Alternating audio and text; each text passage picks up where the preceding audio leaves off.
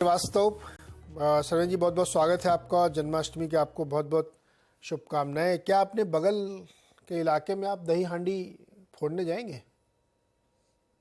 बहुत बहुत नमस्कार नीरज जी, और आपको भी और पूरे सीएनबीसी परिवार को और दर्शकों को भी जन्माष्टमी की बहुत बहुत शुभकामनाएं। देखिए, हमारे एरियाज में तो लगता ही है, हर हर कॉर्नर में लगा हुआ है, तो कहीं ना कहीं तो पहुंचेंगे। बट आई थिंक थोड़ा बाजार भी है तो उसको भी देखना है, और जहां मौका लगा तो अगल बगल जरूर जाएंगे। ओके, तो बाजार में किस तरीके की हांडी फोड़ने का इरादा है? कहाँ बढ़िया पैसा बनेगा? नहीं, देखिए, इंडेक्स पे तो जैसे भी आपने बोला और जैसे प्रशांत जैन जी बोले थे, देखिए जहां पे स्मॉल कैप मिड कैप बहुत ज्यादा आउट परफॉर्म कर लेते हैं, जो कि ऑलमोस्ट अब 3-6 महीने से चल रहा है, ऐसी जो रैलीज होती हैं उनमें हल्का सा डर तो लगता ही है पुराने लोगों को। तो हम भी उनमें से हैं जिन्होंने बहुत सारे सावन देखे हुए हैं कि भाई जब भी मिड कैप स्मॉल कैप्स ने बहुत ज्यादा आउट परफॉर्म किया है तो चिंता का कारण बन जाता है। और निफ्टी भी कुछ विशेष लास्ट एक महीना 10 दिन से कुछ कर नहीं रहा है। 19,250 200 नीचे में और 19,600 650 ऊपर में आई थिंक दायरे में अटका हुआ है। तो लास्ट टाइम जो शो पे बात की थी कि भाई इन दायरों के अपर एंड पे जब पहुंचता है, वहां अगर किसी के पास हिम्मत है ट्रेडर कम्युनिटी में, आई थिंक तो दायरों के अपर एंड पे थोड़ा बेचना चाहिए। आप एक सूटेबल 70-80 या 100 पॉइंट का स्टॉप लॉस भी रखेंगे, और उम्मीद यही करेंगे कि जब तक ये रेंज चल रही है तो दोबारा 19,600 से 19,200 की तरफ बाजार ढलकेगा। तो फिलहाल तो थॉट वही है। बैंक निफ्टी में भी सेम थॉट है, 44 से 45,000 की रेंज है। बैंक निफ्टी कहीं रेंज के बीचों बीच मोटा मोटी चल रहा है, तो वहां उतना अच्छे रिस्क रिवॉर्ड नहीं है। बट निफ्टी क्योंकि रेंज के अपर एंड पे आया है, I think purely from a short term, I think यहाँ पे बेच के काम करना चाहिए। ओके, तो ये नज़रिया है मार्केट में मिड कैप पे, लेकिन बहुत ज़बरदस्त तेजी है, लोगों को बहुत जी वैल्यू मिल रही जी है जी। और कई सारे स्टॉक्स में बढ़िया मजबूती है। अच्छा, एक स्टॉक टाटा कंज्यूमर, इसमें कल एक खबर आई थी, लेकिन वो खबर का खंडन आ गया दोनों कंपनी की ओर से। अब ये स्टॉक गिर गया करीब करीब करीब 3.25% नीचे। चार्ट पे कैसा लग रहा है टाटा कंज्यूमर? देखिए, यहाँ पे अगर आप देखें तो 2021 से इसकी जो स्ट्रगल चल रही है वो तकरीबन 890-900 के आसपास इसमें स्ट्रगल है, और सितंबर 2021 से है, उस लेवल्स को क्लियर नहीं कर पा रहा है। और जब और एक जो उसकी 12-24 महीने की नीचे की जो वर्स्ट केस रेंज हो गई है वो तकरीबन 700 तक गिरता है नीचे में। तो मोटा मोटी 900 से 700 की रेंज है, और जैसे मैंने बाजार के लिए बोला वैसे ही कि ये रेंज के अपर एंड की तरफ आया हुआ है, तो रिस्क रिवॉर्ड अच्छे नहीं है। लास्ट 12-24 महीने की जब हम रेंज पकड़ते हैं तो मोटा मोटी 200 पॉइंट की रेंज थी, अब कंप्लीट हो चुकी है। ये इन्वर्जन भी वहीं से आया है। तो मेरे हिसाब से थॉट यही है कि जब तक वो 900 का लेवल नहीं निकाल पा रहा है, इसी रेंज में फंसा रहेगा और धीमे धीमे lower end of the range की तरफ फिसलने की कोशिश करेगा। 3-6 महीने लगेंगे इसमें, बट आई थिंक मोटा मोटी 900 से 700 की ही रेंज है यहाँ। ओके, जब एक स्टॉक है जिस पे बातचीत करने के बाद फिर क्यूएनए शुरू करते हैं, जेके बैंक 93 रुपये 30 पैसे, करीब 4% ऊपर। चार्ट पे कैसा दिख रहा है ये? देखिए, जम्मू कश्मीर बैंक का आई थिंक बैंकिंग में जिस तरह का फ्लेवर चल रहा है, आई थिंक यहाँ पे भी आपको यहाँ पे भी अपने को उसका रुझान जरूर मिलेगा, थोड़ा सा उसका ब्रश जरूर आएगा। बट आई थिंक बैंकिंग के पिक में बहुत ऊपर इसकी इसकी रेटिंग मैं नहीं करूंगा, बट फिलहाल क्योंकि चल रहा है तो आई थिंक अगर किसी के पास है तो आई थिंक यहाँ पे आपको एक 80 रुपए के नीचे कहीं एक ट्रेलिंग स्टॉप लॉस बना के मेरे ख्याल से ट्रेड में बनाना चाहिए। थोड़ा वॉलेटाइल स्टॉक है इसलिए आपको रेंज थोड़ी बड़ी रखनी पड़ेगी, बट आई थिंक जब तक 80 के ऊपर टिका हुआ है आई थिंक ट्रेंड अप है। तो यहां से नया तो नहीं ले सकते, काफी ओवरबॉट है, बट जिनके पास है आई थिंक बने रहे। जिनके पास है बने। 3 महीने में 60%, बाप रे, इस तरह की ज़बरदस्त रैली बन चुकी है इसमें। चलिए अब अपने सवाल जवाब शुरू करते हैं। उमेश कुमार शर्मा जी, महाराष्ट्र से। शर्मा जी बताइए। नमस्कार सर। जी नमस्कार। हेलो। सर, मेरे पास में 2 शेयर हैं। एक है Cipla 120 share at the rate of 971, okay. और सेकंड है sir fact at the rate of 383 और 1400 शेयर। तो सर इसका जानना था कि ये ओके इसमें भी निकल जाए या? Yes sir. सरवन जी एक एक करके लेते हैं। सिप्ला 1250 पे चल रहा है और उन्होंने 972 रुपये पे खरीदा है, बढ़िया प्रॉफिट हो रहा है, अभी भी बनने रहना चाहिए। जी, यहाँ पे तो आई थिंक न्यूज का बाजार भी गर्म है और बहुत सारे न्यूज कॉर्पोरेट न्यूज आते रह रहे हैं कि बिकेगी नहीं बिकेगी, बट आई थिंक जब तक ट्रेंड में बने हैं और प्रॉफिट में है, I think trailing stop loss का इस्तेमाल करें अगर थोड़ा और इसमें से जूस निकालना चाहते हैं। और मेरे हिसाब से कहीं इनको जो पिछला एक स्विंग लो बना आई थिंक 1200 के आसपास, 1217 के आसपास मुझे जो दिख रहा है, एक 1205 के आसपास एक लो बना, आई थिंक उसके नीचे कहीं स्टॉप लॉस रखें। तो आई थिंक 1200 रुपए के नीचे एक स्टॉप लॉस रखें और 1198 का एक स्टॉप लॉस रखें, मेरे ख्याल से क्लोजिंग ओनली बेसिस पे सिप्ला में इनको बने रहना चाहिए। अच्छा, सिप्ला में खबरें बहुत हैं उमेश जी। इसमें क्या है कि खबरें हैं कि प्रमोटर्स के स्टेक बेच सकते हैं, तो उसमें Ben capital, doctor Reddy's, Torrent pharma और बहुत सारे पी फंड, ब्लैक स्टोन का भी नाम आया था, बहुत सारी कंपनियों का नाम आ रहा है। अभी कुछ हुआ नहीं है, लेकिन ये खबरें लगातार अखबारों में छपती रहती हैं। अगला स्टॉक है इनका FACT, fertiliser and chemicals, Travancore, 1000 share 383 पे, इसमें भी जबरदस्त पैसा बनाया हुआ, 550 चल रहा है, 533। क्या करें फैक्ट में? नहीं, बहुत बढ़िया। आई थिंक दोनों ट्रेड्स इनके अच्छे हैं, पैसे इनके काफी अच्छे इसमें बन रहे हैं। थॉट दोनों में इसमें भी थॉट यही रहेगा, थोड़ा सा इलिक्विड स्टॉक है कंपैरेटिवली टू, और मेरे हिसाब से वॉल्यूम्स बड़े स्पाइकी रहते हैं। कभी कभार होता है तो दिन में मैं देखता हूँ कभी कभी 1 आध लाख का वॉल्यूम होता है, और आज कल तो कुछ आई थिंक ब्लॉक डील भी गिरी है, तो काफी वॉल्यूम हुए हैं। तो आई थिंक थोड़े से इरेटिक वॉल्यूम्स हैं, बट ओवरऑल ट्रेंड तेजी का ही बना हुआ है। थोड़ा सा डीप स्टॉप लॉसेस आएंगे ट्रेलिंग, बट मेरे ख्याल से ट्रेलिंग स्टॉप लॉस लगा के इनको यहाँ पे भी बना रहना चाहिए। आई थिंक स्टॉप लॉस मेरे को जो क्लियर कट यहाँ दिख रहा है वो 488 के आसपास दिख रहा है, तो आई थिंक 484.40 ये एक स्टॉप लॉस यहाँ पे ट्रेलिंग ये बना के चले क्लोजिंग ओनली बेसिस पे, और मेरे हिसाब से ट्रेड में बने रहे। ओके, ट्रेड में बने रहिए, लेकिन स्टॉप लॉस ध्यान जरूर रखिएगा। मिड कैप की रैली है, खतरनाक हो सकती है, लेकिन रैली है तो एंजॉय करेंगे, लेकिन स्टॉप लॉस लगा करके। अगला सवाल है रंजीत कुमार झा, जमशेदपुर झारखंड से। रंजीत जी नमस्कार। नमस्कार सर। बताइए जी। सर वेदांता मैंने लिया है 257.89 पर 3793 क्वांटिटी है सर। इसका आपका व्यू क्या है सर? 3793, इतने ज्यादा शेयर खरीद लिया आपने? सर एवरेज करते हुए लेके आया वो सर। कहाँ से शुरू किया था ये खेल एवरेज वाला? सर 270 से स्टार्ट किया था सर। 270 से लेते 232 पे खरीदा हूँ, 232 पे भी खरीदा हूँ सर। इसलिए एवरेज आपका 258 के आसपास बैठ रहा है। हाँ सर्वेन जी, इन्होंने काफी माल इकट्ठा कर लिया है वेदांता का। जी जी, क्या करें झा जी?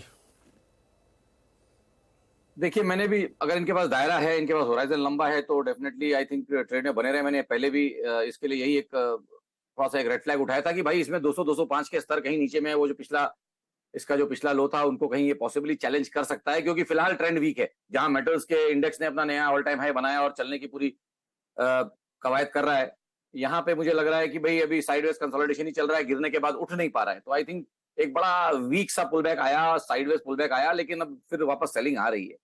तो थॉट यही है, अगर इनके पास होराइजन लंबा है, अगर लॉन्ग टर्म वाले हैं, तो मेरे ख्याल से एक वर्स्ट केस ये समझ के चलें कि कहीं नीचे में 200 के आंकड़े भी आसपास उनको देखने को मिल सकते हैं। बट अगर उससे इनको घबराहट नहीं होती तो आई थिंक ट्रेड में बने रहें, क्योंकि 12 से 24 महीने में तो आई थिंक इन भाव से तो डेफिनेटली थोड़े ऊपर के पैसे बनने चाहिए। 200 में जाए तो और खरीद लें क्या? जी माफी चाहूंगा, आवाज कर लिया। अगर 200 के आसपास जाता तो और खरीदे?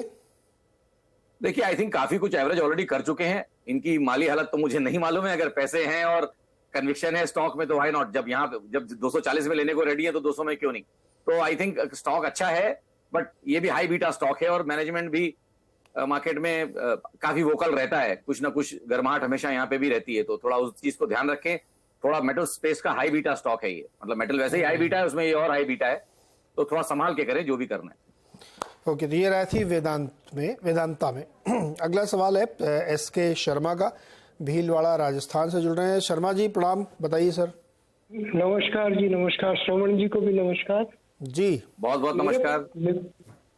मेरे पास द्वारकेश शुगर के 150 शेयर है 195 की रेट पे। हेलो जी जी जी, बोलिए सर, बोलिए। हाँ, तो इसको लॉन्ग टर्म रखूं या क्या अभी जब मतलब एग्जिट कर जाऊं? सरवन जी, sugar stock Dwarkesh.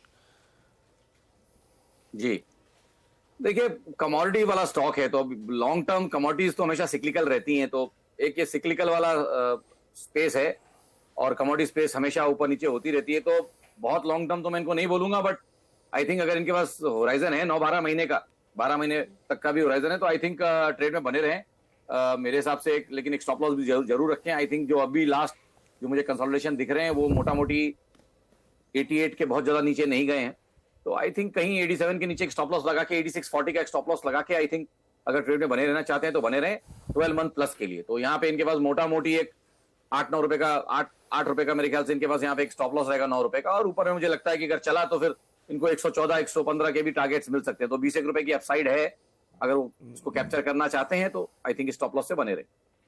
Okay, stop loss लगाइए और उसके हिसाब से बने रहिए, और जब टारगेट हासिल होता हुआ दिखे तो प्रॉफिट भी लीजिएगा। मुन्ना बजाज हमारे साथ जुड़ रहे हैं जयपुर से। बजाज जी नमस्कार, बताइए सर। नमस्कार जी। जी, ऑल कार्गो लॉजिस्टिक है 400 at the rate of 340। View मेरा लॉन्ग टर्म है, कैसे रहेगा? होल्ड करूं या निकल जाऊं? सरवन जी होल्ड करें क्या ये ऑल कार्गो? देखिए जी देखिए 2015-16 का स्टॉक है ये। 2015-16 में 15 में इसने हाई रखा था, उसके बाद बहुत ज्यादा ये 15-16 के बाद चला नहीं। 18 में भी उसने एक डबल टॉप ही रखा। तो आई थिंक उन एरियाज को बहुत अच्छे से इसने क्लियर किया था पिछले साल, और इस साल कहीं पॉसिबली उसी बड़ी रैली को जो ब्रेकआउट हुआ था उसको कहीं पचाने की कोशिश कर रहा है। और अगर आप देखें तो एक मल्टी क्वार्टर करेक्शन, एक 4 क्वार्टर तो ऑलमोस्ट हो गए हैं, अभी 1 महीना बाकी है ये वाला पूरा होने के लिए। तो 4 महीने का sideways to down kind of correction यहाँ पे पूरा हुआ है, जिसमें कि स्टॉक ने मोटा मोटी एक 30% 25-30% करेक्शन किया है। तो आई थिंक ट्रेड में बने रहे। अगर इनका होराइजन लॉन्ग टर्म है तो ट्रेड में बने रहे, क्योंकि पीछे इतना बड़ा ब्रेकआउट आया है तो इनको टाइम उसको थोड़ा सा देना। 4-5 साल का अगर ब्रेकआउट कंजेशन रेंज से निकला है तो अगला 2-2.5 साल 3 साल तो चलना चाहिए। तो 1 साल पिछला गुजरा जिसमें ब्रेकआउट था, ये साल इसका ऑलमोस्ट आधा निकल गया कंसोलिडेशन में। अब जब ब्रेकआउट होंगे तो नेक्स्ट 6-12 महीने मुझे लगता है यहाँ पे अच्छे टारगेट्स ऊपर के आने चाहिए। तो आई थिंक ट्रेड में बने रहे। थॉट यही है कि अभी थोड़ा इनके भाव से नीचे है, और स्टॉप लॉसेस जो मुझे अच्छे दिख रहे हैं वो तकरीबन 200-220 के एरियाज में ही आ रहे हैं।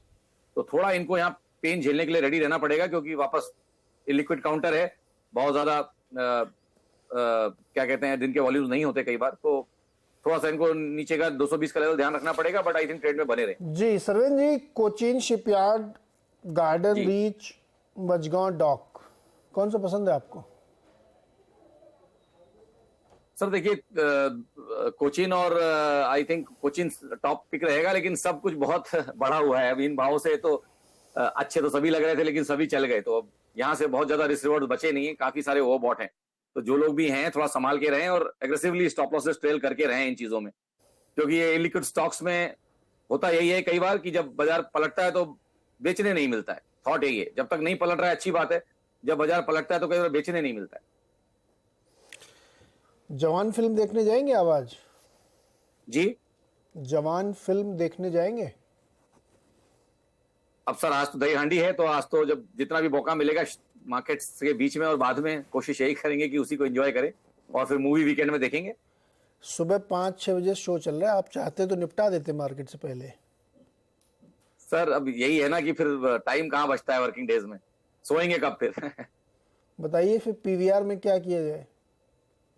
देखिए आई थिंक यहाँ पे भी पीवीआर का प्राइस एक्शन तो अच्छा है फिलहाल। आई थिंक मूवी के पीछे पहले से ही आई थिंक एक बढ़िया मूव यहाँ पे आप देखिए 1350 वाला 1650 600 पॉइंट का एक बढ़िया मूव यहाँ पे हो चुका है।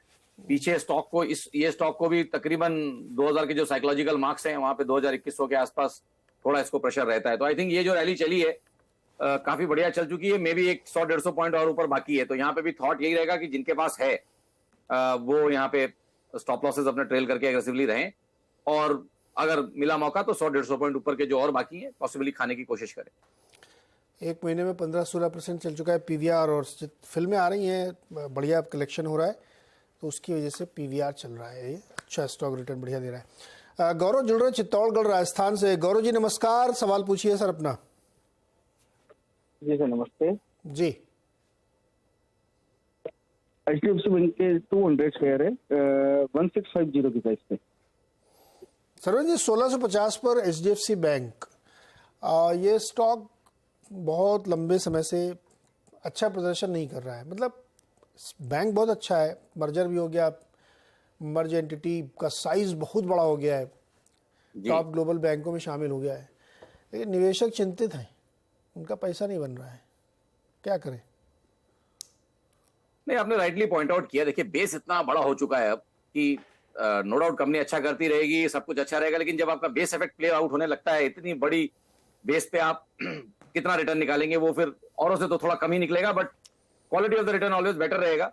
बट जैसे आपने थॉट दिया, यहाँ पे भी बात यही है कि 1700-1750 के ऊपर ये जा नहीं पाया है, और 2021 के बाद से जा नहीं पाया है। उन एरियाज के आसपास बार बार आके सेलिंग आ जाती है। एक बड़ा इवेंट भी इसका प्ले आउट हो चुका है, और जो हमने लास्ट टाइम बात की थी कि बड़े हैवी वेट्स में पॉसिबली अब ये जो स्टॉक ये ऐसा है कि अभी अपने 200 दिन के एवरेज के नीचे रहने लगा है। लास्ट एक आध शो पहले भी हमने जब इस पर चर्चा की थी तो देखिए ऑलमोस्ट अब 15-20 दिन 15-20 कैंडल मतलब एक महीने के आसपास तो यहाँ पे आपको देखेंगे कि ये 200 डे मूविंग एवरेज के नीचे अब ट्रेड हो गया है। तो ऐसे केस में कई बार क्या होता है कि पैसिव सेलिंग आना शुरू हो जाएगी लॉन्ग ओनली फंड्स की, जो 200 दिन के मूविंग एवरेज को ट्रैक करते हैं, चाहे वो इंडेक्स पे हो चाहे किसी स्टॉक पे हो। बहुत सारे ऐसे फंड्स हैं जो कुछ पैसिव इन्वेस्टिंग करते हैं, वो सब ये बड़े मार्कर्स हैं। अब किसी के पास 200 दिन का एवरेज रहेगा, कोई 300 दिन वाला देख रहा होगा, बट मोटा मोटी 200 day average is the most followed long term average. तो आई थिंक थोड़ा थोड़ा प्रेशर बन सकता है अगर इन दायरों के नीचे रहने लगा। तो आई थिंक 1600-1620 के 1600 और 1620 के स्तर यहाँ पे जो हैं ऐसे इसके लिए बड़े इंपॉर्टेंट हैं। इनको जल्दी से अगर ये रिगेन कर ले तो अच्छी बात है, नहीं तो जैसे मैंने बोला ग्रेजुअली प्रेशर बढ़ता रहेगा इस काउंटर में। Size does matter. अच्छा, अगला सवाल लेते हैं। संजय कुमार जी पटना बिहार से हमारे साथ जुड़ रहे हैं। संजय जी नमस्कार, सवाल पूछिए सर। बताइए संजय जी सवाल। हेलो, सवाल पूछिए सर। अच्छा पहले अपना टीवी म्यूट करिए, आपने टीवी की आवाज खोल रखी इसलिए आपको सुनाई नहीं देगा।